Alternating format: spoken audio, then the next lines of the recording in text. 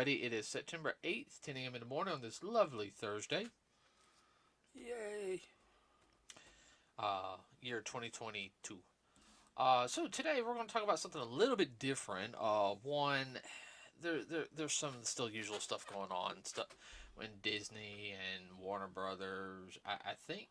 Now, I did hear something, though, before I get into some of the other things, is that I believe the director of the Flash movie she's basically, I mean, she's like a Canadian American director, I'm Mm-hmm. not sure.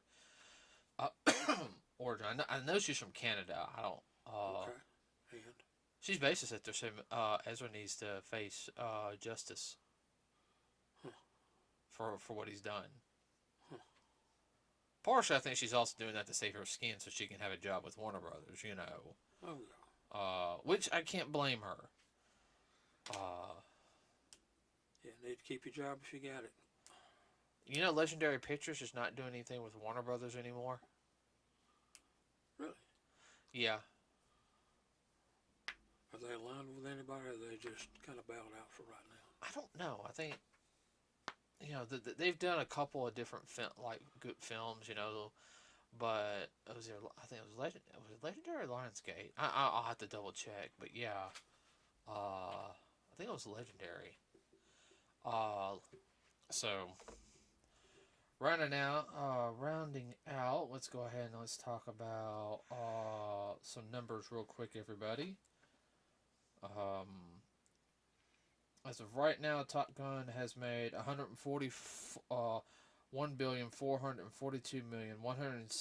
1,442,160,961 dollars. If I heard right today, they're the all-time box office period. That's what I heard today. I have to double check. It's not that close to it. Well, I mean, there's movies that have done better than Top Gun.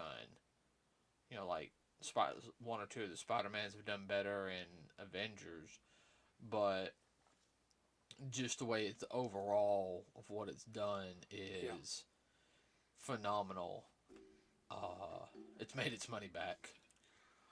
A few times over. Yeah. Yeah, they can actually afford to buy airplanes now.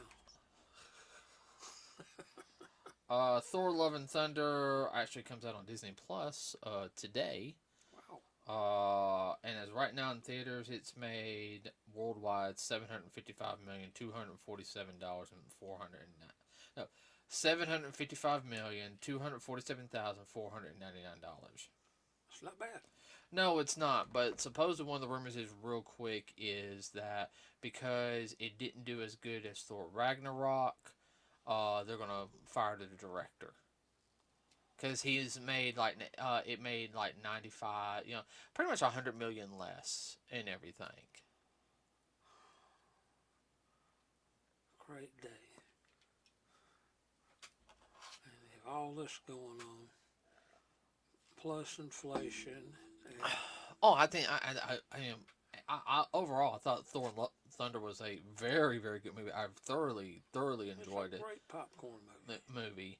I'd watch it again a couple of times. Now, Yeah. do I wish they changed up a couple of things, like added a little more content into it? Oh, well, sure. Yeah.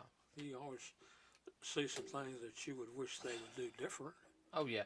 Well, I know a lot of people are tired of Thor being the silly Thor. I'm just kind of like, Thor's still kind of mentally traumatized. A lot. See, everyone thinks a lot of these films, these Phase 4 films, are happening like 2 or 3 years like after Endgame. No, no, no, No, no, no, no, no. no. A lot of this stuff is happening like, you know, 2 to 3 months after the Endgame thing. Uh, let's be honest on that.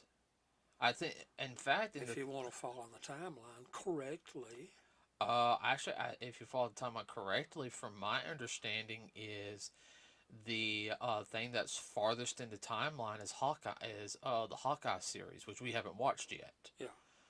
We're actually waiting until around the holidays to watch that, everybody, because that's actually happens after like all these movies and everything. Because I think Shang-Chi happens. Uh, A lot of this stuff was almost simultaneous real close Yeah. together. Uh, It's not like each picture's 2-3 years apart. No, I mean you can pretty much within a year time frame. yeah.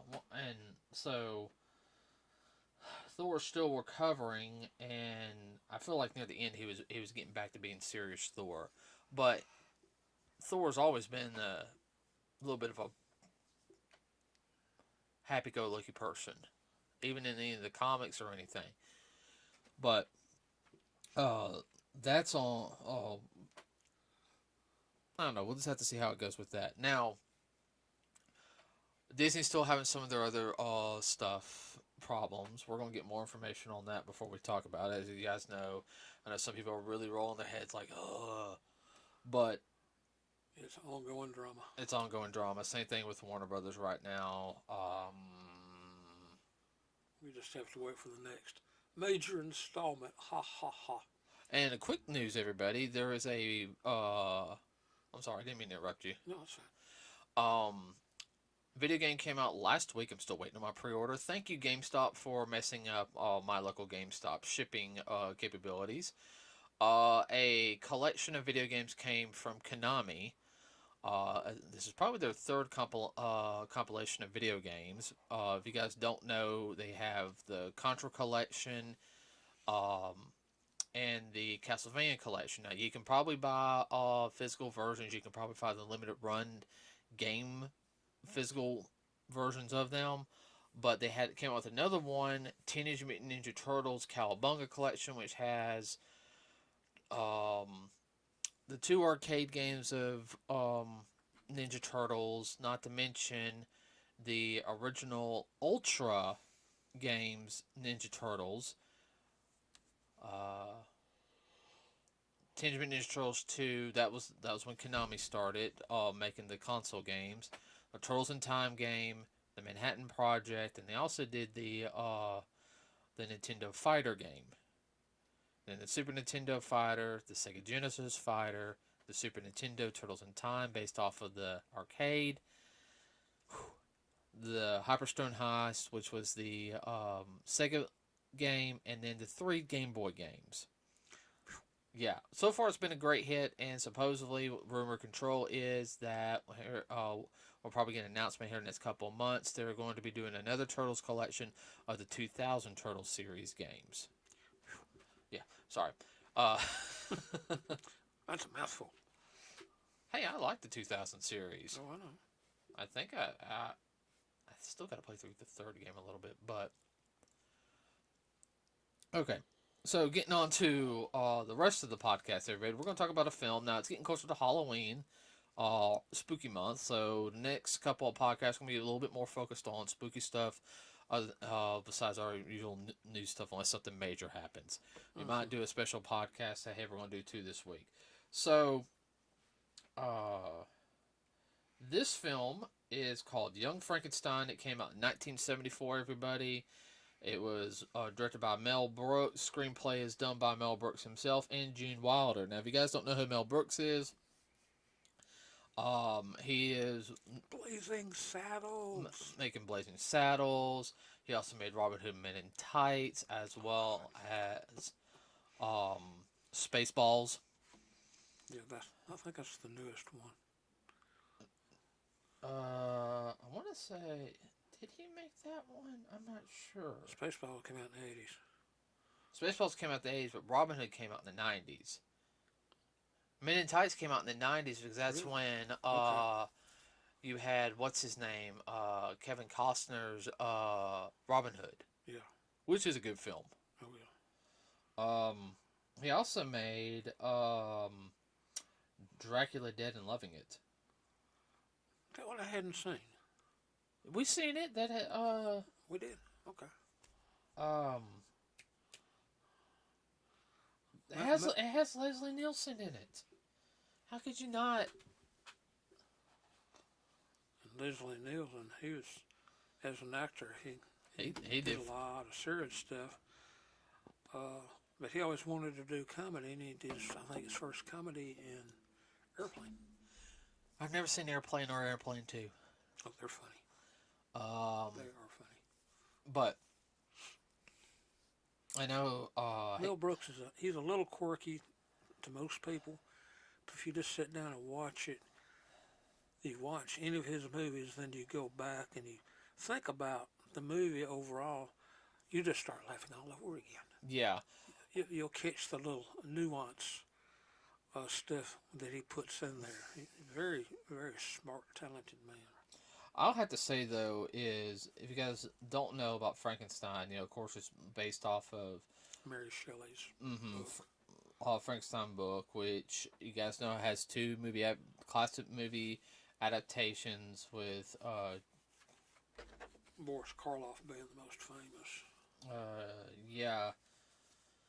It was done in the late 30s, I want to say. No, the first Frankenstein film was 1931. 31. Okay. Yeah. I don't. Sorry about that, everybody. Batteries had a tendency to die. Got them. Again. I got them charged up. These things just don't last like they should. Now, like we were saying,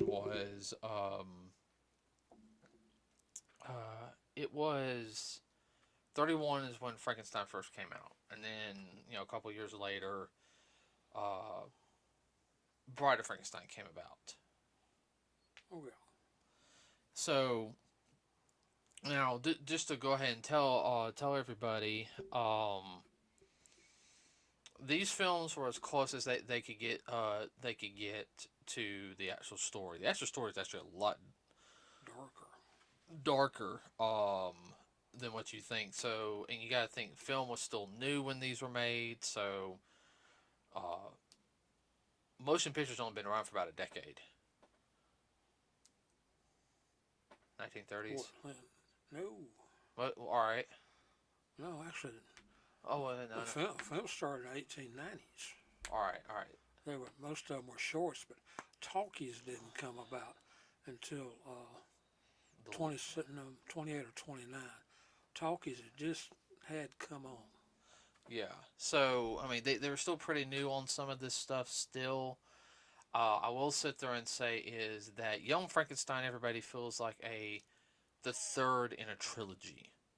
Yeah. Now, with any Mel Brooks stuff, this one, it didn't have some of the slapstick that some of his other films had.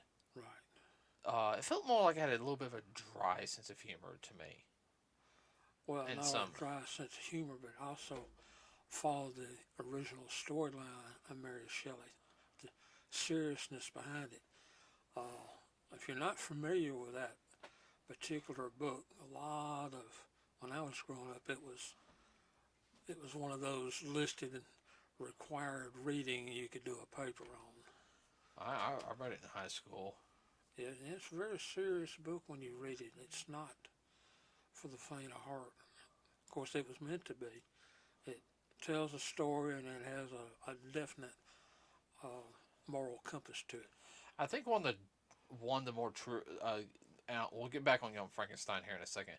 One of the closest adaptations I think was, and I know it wasn't filmed here in America. I know it was filmed overseas, but it's one of those TNT ones where it came out. TNT presented it on. There was like a TNT original. I think they had something to do with it. It's in the '90s because remember TNT used to do a lot of original films. Oh yeah. But I know it opened in theaters in Europe, and it was Frankenstein. And from what I saw of it, it was very, very close to the book. Like it was, you know. But getting back on to Young Frankenstein, you had Gene Wilder in it, who is the grandson of Dr. Frankenstein. He wants to be called Frankenstein, which is a joke at the beginning. Oh yeah. It's Frankenstein. Frankenstein? No. Now that got a little slapstickish there. Oh, yeah. Of course, the whole thing is when Igor comes up. It's Igor. That guy is hilarious. I loved how he look at the camera. He just smile or anything, Roll his eyes. Yeah. That's what he's known for. And that was something that I would have to sit there and He say, would have made a good pantomime artist. yes. Uh, the film, of course, everybody it pretty much think it's almost like, okay, it's the same film. They're going to try to resurrect a dead person and all this other stuff, and it is like that, but it has that little bit of comedy in it, and It it's has the cliches of some of the other films. well, keep going. Yeah, cliches of some of the other films, such as "It's alive, it's alive." I mean, oh, really? I mean, it really, the way it's presented is funny. At least it was to me. I was laughing when I watched it. Yeah, and the setups and the sets, you think, oh my word, this reminds me of some of the movies that were done in the 30s, 1930s and 40s, the quote unquote monster movies of the time. Oh yeah, I think what I really liked about it was just they kept that same feel Right. about it through the whole entire film. Was when they showed Castle Frankenstein, you can tell it was a painting, but the way they did Well, that was the way they did it at that time. oh, I know That wasn't unusual. with the blackouts, the black swipes, all that type of stuff. The music fit in. Oh, mercy me, and the fog on the ground. That's right out of a haunted house. Oh, I know, but that That adds to. that that was funny to me. Then when they were in the forest, I thought to myself, "Oh man, that reminded me of werewolves and vampires." I thought, "Oh my word!" And some of the setups too with Gene Wilder were very film noir. Oh yeah. Oh, the one thing I will sit there and say is that I really like the fact that Mel Brooks is able to get a lot, all the science, the, I guess what you can call it, the machines and all the instruments that brought the monster to life. Got all the stuff from the original set pieces back onto the film. Yeah, he got them out of a warehouse somehow. They were stored. He was able to find them, able to use them in his film. I thought, oh my word. Yeah, I Where mean, in the world did they find this stuff at? uh, And most of the time, that stuff is destroyed and remade 10 times over. yeah. Well, I mean, that's something I do like about Mel Brooks. I mean, he's very much he sticks to the way it needs to be. Don't do that. You're gonna make me yawn. Now, what I did find, when you're talking about how Gene Wilder, did the It's Alive, you can really tell his stage acting was really coming about. Oh yeah, he's a live stage actor. Uh, and if you guys seen any of it, of course you might know him from Willy Wonka. Correction, Charlie and the no, it was Willy Wonka and the Chocolate Factory, the original Yes. one. Charlie, that was a different rendition, but Willy Wonka and the Chocolate Factory, he only gets like that in a couple of scenes. Uh, Another that some people might remember him from is Silver Streak. yeah, That was a hilarious movie. I think it was really funny though in this rendition that they were showing of the monster that you can tell. Oh man, I can't remember the actor who was the monster. Um, Oh, this go round? yeah. Peter Boyle. Yeah, Peter Boyle, and if you guys don't know who he is, he played Raymond's dad in Everybody Loves Raymond. Great actor. I really liked how he Portrayed the monster. and you can tell he was having fun. He got to ham it up a little bit, and that's He had on the typical elevator shoes and the clothes, ragtag clothes. What was funny too, instead of having a flat top the way most of the time they show the monster, he had balding. The top part of his head was balding, and he had long hair coming out. That I thought that was funny. It just struck me as funny anyhow. oh yeah no oh you mean the uh, the way his forehead was. Yeah. I'll have to say that you could sit there and tell he couldn't communicate, but if you see the way his eyes were, how he look around and everything, I swear there's sometimes he has it look like you're going off script. Yeah. I swear he had that look like this isn't what we rehearsed. What are you doing, Gene? Hamming it up, just being Gene Wilder. Uh, Yeah, you got that impression too. oh, what was really funny was the inspector or whatever. Nobody could understand him. And I'm sorry, I know it's a joke and everything, because the film. That was pure Mel Brooks there. Oh, I know. That's pure Mel Brooks. The inspector was German. Everybody. Dramatic. Very dramatic. I kind of got the feeling he might have. He lost his arm. That was kind of the whole thing. Is like his arm kept messing up everybody. Of course, it was like wood, and he had to manipulate it physically to do what he wanted it to do. That was funny. Of course, it was supposed to be. Well, I like how also they still touched on the whole aspect of uh the typical panic. He's a Frankenstein.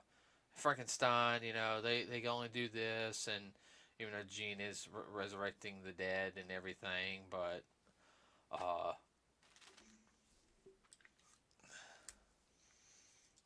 and then the problems they have digging up the body and almost getting caught.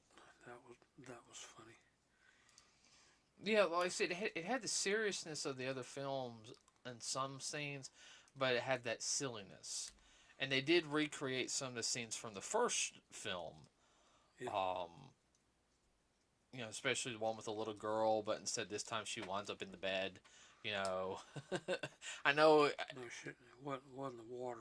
Yeah, she wasn't thrown in the water and killed. She was catapulted into the bed. Well, he kind of looked at the people. He kind of looked at the screens like, no, we're not gonna do this again. Yeah, really.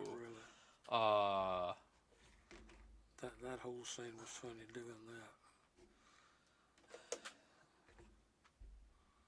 And of course, true to the original story, too, he was deathly afraid of fire, but he got over that and he was smoking cigarettes. I was like, oh my word. Or cigars. Cigars, yeah. God, what was that one lady? She would say her name and like the horses would like scream and That was the caretaker of the castle, and Victor Frankenstein, the grandfather. That was his girlfriend. She wanted to have that look like. Cloris Leachman. She's a good actress. Oh yeah. I was trying to remember what she was on way back in the day when I was young. I think she was one of the moms in Lassie, if I remember right.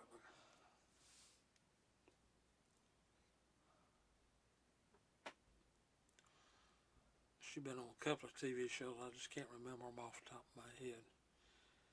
A couple of movies.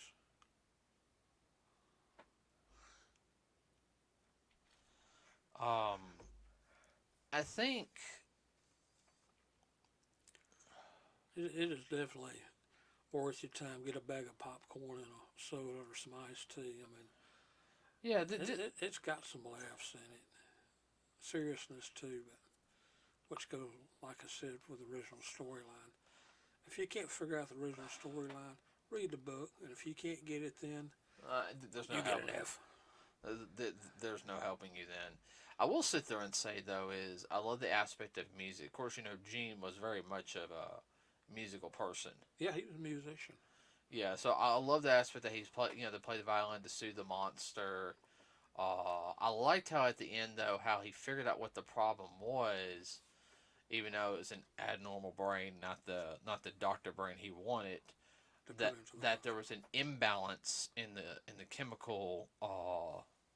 They figured out a way to fix it. Right. So, at the end, the monster can talk, everything's hunky dory. Uh, but uh, Frankenstein got a little bit of the monster's uh, wild side, I guess you could sit there and say. So that's all I'm going to say on that one. Yeah. Um, We won't spoil everything. nah. But I would have to sit there and say is it's more lighthearted than the other films, and you see where they pay homage to the other two in there. The one thing I did like in this one overall, compared to some of the other films that they do stuff like, because some films when they try to do it like this, they really just mess up. And I know They fall flat. This one didn't. No. Boris Karloff. That's who I was trying to think of. Monster, one of the old ones. Oh yeah. Those are good movies. Oh yeah. No. I mean, Boris Karloff is one of the classic. Monsters. Oh, definitely. I will. Sorry about that, everybody. Sorry. This is definitely one to start off the the spooky season, everybody. And we start the spooky season here in September here at the house. We already get the stuff set up. We already on spooky stuff. Because why not? Hey, we got a lot of stuff to cover. Yeah. Of course, we'll cover. Get ready for the Halloween film that'll be coming out around the 14th, where we're going to try to go see around that time. This one's Halloween Ends. This one is. It's a wrap-up movie. Yeah. And then I think you said Chucky's coming back. Yeah, Chucky, the second season of Chucky. I hope that's good, because near the end it was good, but it got too. It got kind of fizzled. Yeah, they need to end it. They don't need to run a third season. Not unless they can find something a little different to run on. Well, just. To me, it got too social commentary at one point. Yeah, it was starting to get like that. It was starting to get a little on the woke side. I'll leave it at that. Yeah, everyone. I don't watch it for the wokeness. I watch it for the. Watch it for Chucky. I want to see Chucky. And Chucky really did not do a lot in it. I think that was what disappointed me on that. Yeah, well, he's a stirrer. Yeah, but stir the pot. That'll be for another podcast. Yeah. All right, everybody, we're going to end it here today, a little shorter podcast. Now, like I said, get a chance, check out Young Frankenstein, everybody. It's a classic. It was made in 1974. I know for some people they don't like watching older films, but this film is just something, if you love classic monster films, this is, to me, the perfect ending to the Frankenstein monster movies. I would actually sit there and say this is the final film in the trilogy. That's just me, okay? Yeah, you just want a good time and have a little time to kill. You don't like football, hey, this is a great alternative. It is a 2-hour movie, though, everybody. Yeah, oh yeah, definitely. It is definitely a 2-hour film. Yeah, we saw it and we had DVR'd it off of FX, and there was no. Yeah, they had no commercials. No commercials. It was just like an hour and 50 minutes. I thought, holy guacamole, it's like regular movie house. Yeah, so, and that was really rare back then, though, everybody. Oh, yeah. So, with that being said, get a chance, everybody, watch that film. Of course, you guys know we have a Facebook page. Like and subscribe here. It really does help us out.